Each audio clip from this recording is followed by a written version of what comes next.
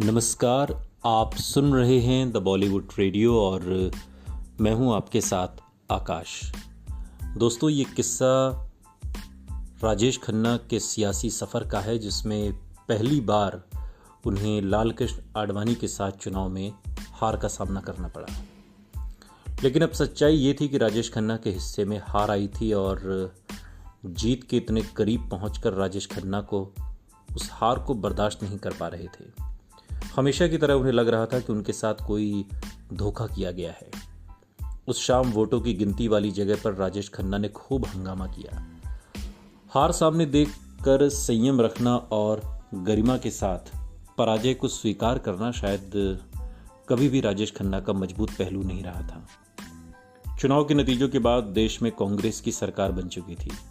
नरसिम्हा राव देश के प्रधानमंत्री बने। वहीं राजेश खन्ना को हराने वाले लाल कृष्ण आडवाणी ने गुजरात की गांधीनगर की लोकसभा सीट पर बहुत बड़ी जीत दर्ज की थी। अब उन्हें नई दिल्ली और गांधीनगर में से एक सीट छोड़नी थी। शायद जीत के अंतर को देखते हुए आडवाणी ने गांधीनगर पर बने रहना चुना। नई दिल्ली की सीट एक बार फिर खाली हो गई। अब यहां उपचुनाव होने वाले थे। किस्मत ने राजेश खन्ना को एक मौका फिर दिया था। बीजेपी ने इस बार फिल्म अभिनेता राजेश खन्ना के मुकाबले एक और मशहूर अभिनेता शत्रुघ्न सिन्हा को मैदान में उतार दिया। ये उपचुनाव अचानक से दिलचस्प हो गया। चुनावी घमासान अब फिल्मी हो चला था। लेकिन पंकज वोहरा बताते हैं कि ये चुनाव एक तरफा हो गया था।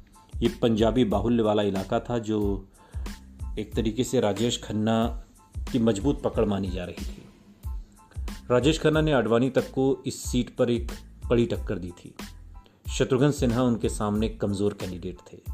मगर दो फिल्म स्टार्स के बीच इस चुनाव का प्रचार धुआंधार था।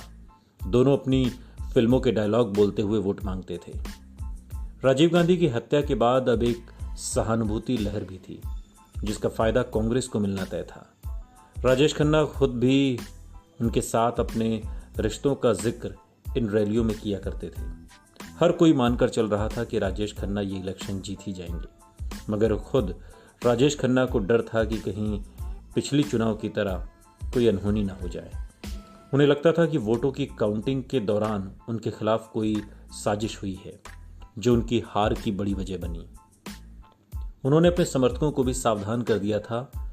वो शक करते थे और जो भी उनसे असहमत होता उसे वो फौरन अपना दुश्मन मानने लगते थे।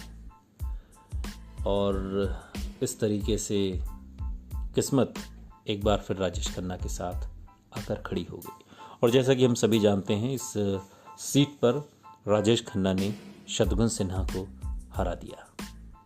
लेकिन ये जीत इतनी भी आसान नहीं थी। इस जीत का अगला किस्सा अगले पॉडकास्ट में। सुनते रहिए द बॉलीवुड रेडियो। सुनता है सारा इंडिया।